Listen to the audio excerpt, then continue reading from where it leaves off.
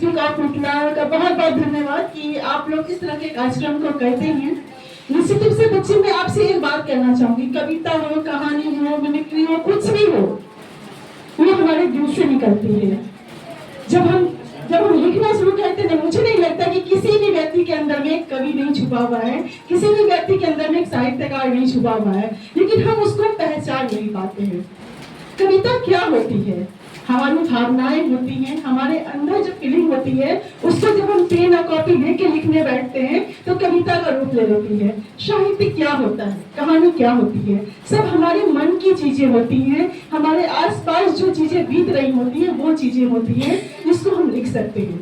बहुत सारे बच्चों का फर्स्ट प्रोग्राम था और बहुत अच्छा लगा, लेकिन मैं आप लोगों से एक रिक्वेस्ट करना चाहती हूँ कि आप जब भी अगले प्रोग्राम में आए तो निश्चित रूप से आपने जो भी लिखा है उसको बिल्कुल अपने जीवन में याद करके आए। तब क्या होगा, आप जो यहाँ परफॉर्मेंस देंगी ना, तो आपका ना तो हाथ कांपेगा, ना आपकी आवाज लड़खड़ाएगी, और आप जब बोलेंगे तो आपको किसी माइक की भी जरूरत नहीं होगी। बार बार माइक धोखा दे रहा था, आप लोगों को दे रहा था ना, लेकिन पीछे से बोला।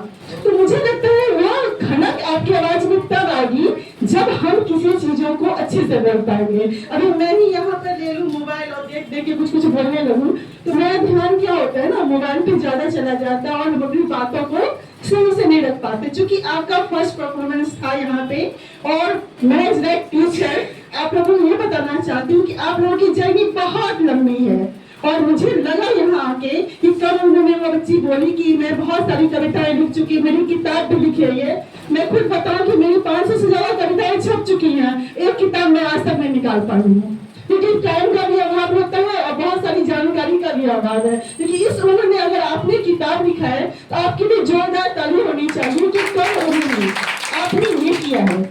लेकिन बेटा, मैं आपसे फिर कहना चाहूंगी यही, आप लिखते बहुत अच्छा है, लेकिन जब उसी लिखावट को आप बिना देखे यहाँ पे आके बोलेंगे ना तो आपकी बातें दिल को छू जाएंगी। क्या मैं गलत कह रही हूँ?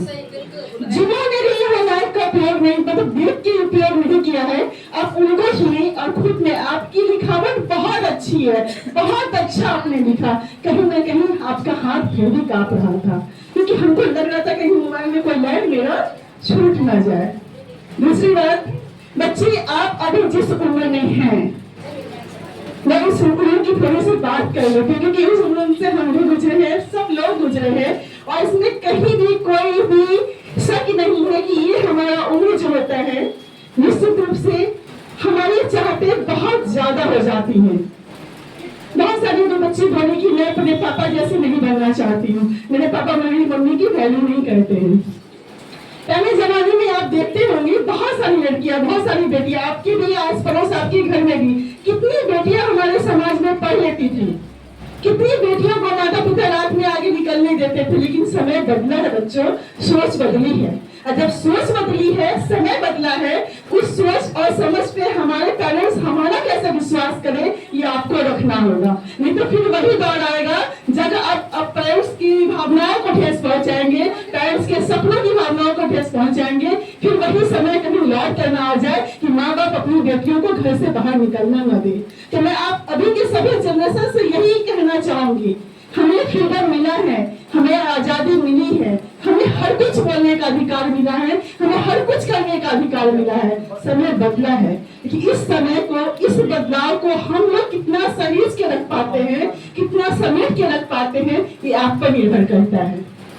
बिल्कुल और बिल्कुल आप पे निर्भर करता है। अगर आप नहीं चाहेंगे तो ये बदलाव नहीं होगा, हमारे पेरेंट्स भी पुराने वाले दौर में चले जाएंगे। क्योंकि आए दिन आप देखते हैं कि माता पिता बहुत कष्ट करके बच्चों को पढ़ने, बेटियां कितनी पढ़ने बाहर जाती थी, बहुत कम की संख्या में जाती थी, लेकिन आज बेटियों को माता पिता पढ़ने के लिए भेजते हैं, बेटों को गिरवी रख के सब कुछ लेके बाहर भेजते हैं। लेकिन आप खुद भी देखिए, खुद भी समझिए, कितने परसेंट बच्चे या लड़कियां चाहे लड़के पढ़ के लौटते हैं। आपको खुद पे सोचना होगा, खुद का आकलन करना होगा। कहते हैं ना कि स्वयं का आकलन सबसे ज्यादा जरूरी है। अगर माता पिता, शिक्षक, परिवार आप पे विश्वास रखा है, आपको घर से निकलने की आजादी दी है, आपको हर कुछ करने की आजादी दी है, आपको पढ़ने की, जो भी आप पढ़ना चाहते हैं। मुझे आज भी याद है कि जब मैं 6 में थी तो मेरे माता पिता मुझे सलवार कमीज पहना दिए कि बेटी बड़ी हो गई है। क्या मैं पहना सकती हूँ अपनी बेटियों को? नहीं, मैंने आजादी दी है उसे कपड़े पहनने की। मुझे सही भी लगता है कि किसी माता पिता ने अपने बच्चों को आजादी छीनी होगी, लेकिन आप लोग उस आजादी का कहीं ना कहीं गलत फायदा मत उठाएं और अपने पेरेंट्स के विश्वास को रख के ही कोई काम करें। तो देखिए कि आप भी लाइफ में कभी ना कभी इस दौर से गुजरेंगे, आपको पता चलेगा कि मेरे माता पिता कहाँ गलत थे और कहाँ सही थे। इसलिए मैं सभी से यही कहूंगी कि आप लोग निश्चित रूप से अपने कैरियर के बारे में जरूर सोचें। बेटा हो चाहे बेटी, पढ़ना सबका जरूरी है, लेकिन मेरा मानना है कि बेटियों का आत्मनिर्भर बनना बहुत ज्यादा जरूरी है। खुद के लिए, ये नहीं कि मुझे पैसे की जरूरत है इसके लिए मुझे पापा से मांगना पड़े, भैया से मांगना पड़े, पति से मांगना पड़े, उसके लिए नहीं। मैं आज भी, मेरा बैंक अकाउंट, मेरा एटीएम सब कुछ मेरे पति के पास रहता है। मैं मन से बोलती हूँ, इसलिए नहीं कि मतलब मैं कमाती हूँ, इसका मतलब ये नहीं है कि मैं उनका स्वाभिमान छीन लूं, ऐसी भी बात नहीं है। मेरा उनसे मांगना कोई गलत नहीं है, लेकिन मैं सिर्फ हूँ, मैं इंडिपेंडेंट हूँ, आत्मनिर्भर हूँ, इसकी मुझे खुशी है। इसलिए इसका मतलब ये नहीं है कि हम पैसा कमा रहे हैं तो हमारे परिवार में जो हैं उनको हम नीचा दिखाने की कोशिश करें। हमेशा समानता की भावना रखनी चाहिए। आप किसी का सम्मान करेंगे तो आपको भी सम्मान मिलेगा। ऐसा नहीं होता बच्चों कि हम अगर किसी का सम्मान न करें तो हमको दूसरे से सम्मान की अपेक्षा रखनी होगी। दौर बदला है, लड़के भी बदले हैं बहुत। आज का देखिएगा, जॉब में लड़का लड़की जहाँ जॉब में करता था, दोनों मिलके परिवार चलाते हैं, दोनों मिलके घर का काम करते हैं, दोनों मिलके बच्चों को भी पालते हैं, नहीं करते हैं। बहुत सारे एग्जाम्पल आपको मिलेगा। इसलिए समय बदला है, थोड़ी सी हम लोगों को अपनी सोच में थोड़ा सा अंतर आना होगा। आजादी का मतलब बिल्कुल ये ना समझे कि हमको अपने माँ बाप का, पिता का, किसी का भी कोई बात नहीं मानना है, बस अपनी आजादी चाहिए। आजादी का मतलब ये है बच्चों कि हम अपने लिए जहाँ तक अच्छा सोच सकते हैं वो सोचें, परिवार के लिए, समाज के लिए जो सोच सकते हैं वो सोचें। एक अच्छे इंसान बने। पैसा जीवन में बहुत कमा सकते हैं, लेकिन अच्छे इंसान बहुत कम लोग बन पाते हैं। जो आपको बनना है, अपने व्यक्तित्व को निखारना है, आपके नाम से लोग आपको पहचाने। आपके पास बहुत पैसा न हो कोई मैटर नहीं करता है।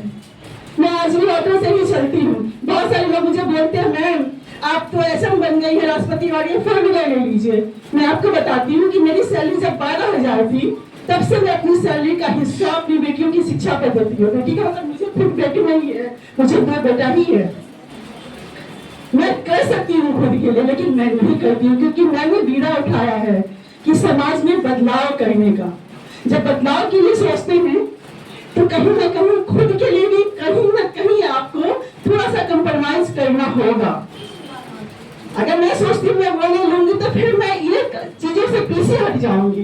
तो मेरा कहना आप लोगों से बच्चों यही है कि आप अपने घर की स्थिति, परिस्थिति, हर कुछ को देख के अपनी शिक्षा को ग्रहण करें, अपनी पढ़ाई जारी रखें, अपने आप को आत्मनिर्भर बनाएं और सब कभी भी लाइफ में ऐसा कुछ न करें कि लोग आप पे उंगली उठाएं, लोग आपको आपके नामों से पहचाने। कभी भी आपके माता पिता, भाई बहन, पति के नामों से नहीं पहचाने, आपको लोग आपके नाम से पहचाने। ऐसा अपना व्यक्तित्व बनाएं। बहुत बहुत धन्यवाद। और इसी के साथ क्योंकि हम लोग जहाँ बैठे हैं तो वहाँ के लिए कुछ कहना बनता है ना। बहुत समय दिए रीना मैम का बहुत बहुत धन्यवाद। आपको बहुत बहुत धन्यवाद कह रही हूँ, पहले बच्चों को करती हूँ। तो मैं भी थोड़ा बहुत टैग कर ली बैठे बैठे, तो थोड़ा सुना देती हूँ। सब बच्चों के सपनों को साकार करती, सब बच्चों के सपनों को साकार करती एक नई मिसाल है रीना मैम। मेहनत और समर्पण की, मेहनत और समर्पण की एक शानदार मिसाल है रीना मैम। मिलकर सबका हाथ मिलाया, मिलकर सबसे हाथ मिलाया, राहें सबकी आसान की। आरटीजीआई ने अपनी एक पहचान बनाई, आरटीजीआई ने अपनी एक पहचान बनाई है। प्रेम धागों से सबको बांधकर, प्रेम धागों से सबको बांधकर मोटी सा दमकाती है। संगठन की इच्छा से ही, संगठन की इच्छा से ही हर चुनौती का सामना करती है। हर बाधा को मात देकर सफलता का स्वाद चखाती है। हर बाधा को मात देकर हमें सफलता का स्वाद चखाती है। विश्वास का साथ, विश्वास का साथ सबके साथ एक साल कर करके 2000 से न जाने कितनी साल गुजार दी है। जो समर्पित भाव से ऊंचा उठता इस संस्था का मान है, जो समर्पित भाव से ऊंचा उठता इस संस्था का मान है, मिल बैठे यह प्रगति के पथ पर, यही अभिलाषा, यही हमारी पहचान है। आगे आने वाले कल में सफलता की यह नई ऊंचाई छुए, आने वाले समय में यह सफलता की नई ऊंचाई छुए। बहुत बहुत धन्यवाद आपको।